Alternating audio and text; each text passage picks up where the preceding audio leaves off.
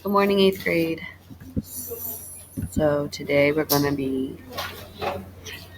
looking at a mini lesson on author's purpose. So if you go ahead and skip this part of your packet and flip to where it says mini lesson development of author's purpose, that's what we're going to be looking at today. Everything up here you're going to do up front with your teacher. So our mini lesson today is on the development of author's purpose. The author's purpose is the reason why the author wrote the text. When we read or think about or analyze author's purpose, we need to consider a couple of different things. First is we need to talk about the topic of the article. What is the topic of the article? What is the article about? Then we want to think about why the author wrote the text. The three most common author's purposes are to inform the reader, which is to give the reader information about the topic. This usually happens without bias, without the author's opinion.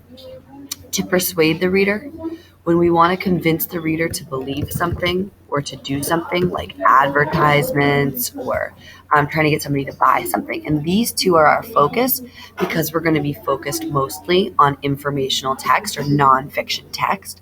We're going to look mostly at to inform and to persuade.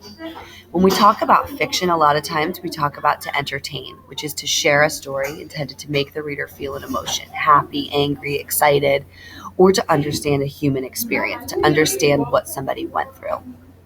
Finally, we want to think about how the purpose is developed. What is the author using to make their purpose clear? Oftentimes we think about research studies, facts or statistics, expert opinions, personal experiences, or historical examples and descriptions. These are all different ways our author develops purpose that we also see when we talk about claim.